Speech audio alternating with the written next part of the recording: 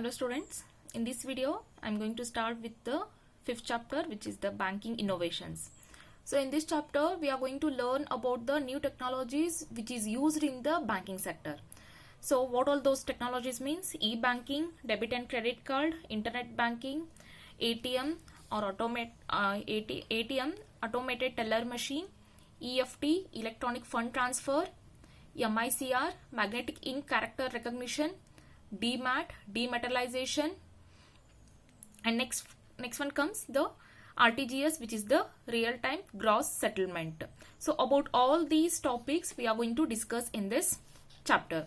So let us go through one by one. So here first one comes e-banking. So here e-banking, let us know what is the meaning of e-banking first. E-banking or electronic banking means conduct of banking operations through the electronic means or the any of the electronic devices that can be called as what the electronic banking. Suppose the banking services will be done through the electronic mode by using the mobile phones or any of the computer systems and all, or any of the telephones or ATM. All these things can be considered as a e-banking services. And next one comes the advantages of e-banking services. What are the advantages of e-banking services means? The first thing is faster and the more convenient transaction. E-banking service is comparatively very faster than the manual transactions and all, and it is very convenient because whenever the customer wants to get the service from the bank, they can get it by using any of the electronic devices. So they need not to wait for any of the thing over here. That is the reason it is very fast and more convenient transaction. And next one comes 24/7 services. So the bank timing will be the customer need not to wait for the bank's timing and all. Here whenever the customer wants to get the banking services, at any time they can get it, even though it is holiday, even it is night, or before opening time of the banking services or after closing timing of the bank. Any of the thing will not affect for your transaction. That is the reason it is more convenient, and as well as 24/7 you can get the service from the banks. And next one comes opening of a bank account is simple and easy availability. So through the e-banking, the customer can open his bank account just by filling the online application, and whenever he get the time, he can go to the branch and he can show the original documents like PAN card, Aadhaar card, and whatever the requirements are there, all those things he has to show. So that's it. By this way, the account can be opened very easily. And next one comes larger customer coverage. So when the banking services becomes that easy, then customer will get attracted towards the banking services so much. So that is the reason the bank will be capable of gathering or getting the large number of customer coverage also. And next one comes less usage of resources. So here when the banking services will be done through the electronic mode means there will be less paper usage and the manpower also will be less. So that is the reason it uses the very less resources. Next one comes the cost effective.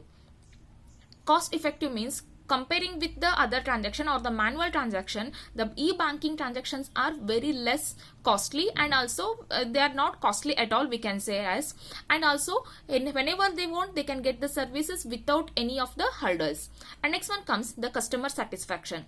So here the banking transactions can be done anywhere at any time, and it is faster and more convenient, and the usage is also very user friendly. In all these features, when e-banking is having means automatically the customer will be more satisfied. And next one comes fund transfer become faster and the convenient. Fund transfer means if you are using the check to transfer the amount, in that case it will take at least 2 to 3 days of a time. But here in case of e-banking, within 1 hour you can transfer the fund from one person to another person. So these are the advantages of e-banking services. Next, let us see what are the disadvantages of e-banking services. First one comes huge initial startup cost, because the bankers need to get the equipments to start with the e-banking services and all. So that is the reason at the initial stage, or when for the first time the banks are going to give the services of e-banking, in that case the banks are supposed to invest the huge amount for the e-banking services. And next one comes lack of customer knowledge. Many of the customer may not be known about the electronic devices and all. They may not be educated in using the electronic devices and all. In such cases, the e-banking will not work out. And next one comes lack of skilled personnel. So many of the bankers before introducing the e-banking services, if any banker is a working means, he may not be knowing about the services which is used by the customer through the e-banking. When the employee of the bank himself is not having the good knowledge means, he cannot guide to his customers also. That is the another problem. And next one comes the security threat. So nowadays we people are hearing about the hacking the bank account and all these things by using the electronic devices, or by making the transaction with the use of electronic devices. So that is also one of the major problem what we are facing in. And next one comes the viruses and the worms. When our device is connected with the internet and all, automatically it's quite common like it will affect with the virus and the worms. And next one comes technical problems. Many times the technical issues also arises because of technical problem also arises in the e-banking. So to solve that technical problem, it may take 1 or 2 days of a time, and then also that is also become the problematic for the customers. And next one comes training and the maintenance. In training and maintenance, the bank has to invest a lot of money. For example, to install the ATM and all, the bank has to spend a lot of money for the ATM machine also, and for the purpose of the rent for the particular place, the company has to spend a lot of money, and training is also required for their employees. For these two reasons, the company has to spend a lot of amount. So these are the disadvantages of e-banking. And next one comes the internet banking. Internet banking means it refers to provision of banking services by a bank to its customers through its website. So by using the bank website, if the banking services can be done means it can be called as what the internet banking. So here we can find the same advantages as well as disadvantages what we have seen in the e-banking. And next one comes ATM, or it can be called as what the automated teller machines. So first let us know what is the ATM. ATM is an electronic machine installed by the commercial bank and operated by the customer himself to withdraw money and to make the financial transactions with the magnetically encoded plastic cards and the code numbers. So here it is a machine installed by the commercial banks to operate by the customer himself. So the customer need not to go to the bank for each and every transaction. Sometimes many of the transaction can be done through the ATM machine only. How means the customer need not to go to the bank to withdraw the money. That can be done in the ATM itself. If he want to check the balances of his account and all, that also can be done immediately. So by this way, ATM is going to helpful to the customer by getting by giving the services. So here the customer can get the services immediately also, and it helpful for the any of the financial transaction, and with the and it is going to it is going to connected with the magnetically encoded plastic card, which is nothing but debit or the debit card and all. And next one comes the features of a ATM machine. So what all the features the ATM is having means, the first one, ATM can be installed at any place. ATM can be installed at any place means it may be within the premises of the bank, or it may be outside the premises of the bank. Wherever it is necessary for the customers, in that place the ATM can be installed. Next one comes anytime banking. Anytime banking is nothing but 24/7 the ATMs will be open. Whenever the customer wants to use the ATMs, they can use. And next one comes user friendly. Using ATM card is very simple and it is easy. And next one comes the safe banking. So when you are going to use the ATM cards, ATM means in that case you must have the ATM card as well as PIN code number you must be knowing, which means who is the owner of the card, only he can operate. So here it is a safeguarded for the customers.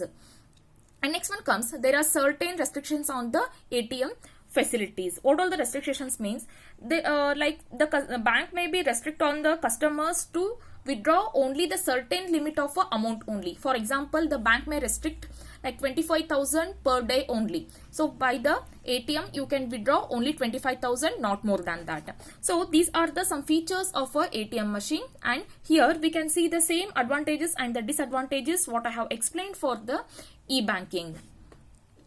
Next one comes electronic fund transfer, which is EFT. EFT means EFT is a system which moving of funds between the different accounts in the same or the different bank. So it is an electronic fund transfer system. So by this customers can transfer their amount from one bank to another bank and one account to another account also. And what all the merits of this means? First one comes, this scheme is economical. So this is quite economical because the cost involved in transferring a fund is very less. And next one comes, funds are credited to beneficiary accounts fast and immediately. To whom the amount is supposed to be remitted, to that person the amount will be credited very easily and on time. And next one comes, fraud in remittance of a fund can be avoided. So here we people are going to use the certain things like to whom you are going to remit the amount, his account number, that bank's IFSC code, and all these things you are going to you are supposed to type when you are transferring the amount. So that is the reason we can avoid the fraud in the remittance of funds. To whom you are supposed to transfer the funds, to that person only accurately that fund will go. And next one comes, it increases the efficiency of the bank, because as the funds can be transferred immediately and this service will be available for the 24/7. In that case it increases the efficiency of banks also. So here the disadvantages of EFT is also same as what I have explained for the e-banking. And next one comes the RTGS, which is the real-time gross settlement. So here the real-time gross settlement or the RTGS means it is an electronic system for transfer of funds where the transfer of money and the security takes place from one bank to another bank on RT and GS basis. It is faster possible money transfer system through the banking channels. So here the RTGS is going to operate basically on the two things, which is RT and the GS. What is the meaning of RT means? It's a real time, which means the payment of transaction is not subject to any of the waiting period, and the transaction can be settled as soon as it is processed. So immediately the amount can be transferred to the particular person to whom you are going to send the money. And the GS means it's a gross settlement, which means that transaction is settled on one-to-one basis without connecting with any of the other transactions. So to whom you are supposed to send, that person only accurately that amount only at the same time it will go. But the one restriction is when you are going to deal with the RTGS, minimum amount should be 2 lakhs compulsorily. And next one comes, details to be required to furnish the RTGS and the EFT. When you want to get the service of RTGS and the RTGS and the EFT, the certain details are supposed to be filled. What all those details means? First one is amount to be remitted. How much amount you are going to spend, you are going to transfer to other person, that has to be mentioned. And next one comes his account number. To whom you are going to send the amount, his account number compulsorily have to be given. And next one comes name of the beneficiary customer. To whom you are going to send the money, along with his account number, his name also you are supposed to give. And next one comes name of the beneficiary customer's bank.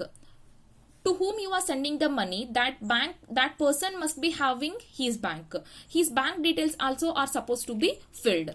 And next one comes account number of the beneficiary customer. Of course, we have discussed about this. The customer to whom you are going to send the money, his account number is compulsory. Next one comes the IFSC code of the receiving bank. IFSC code means IFSC code means Indian Financial System Code, and that also has to be mentioned compulsorily, because to which bank you are going which bank is receiving the money, that to confirm that thing IFSC code is required.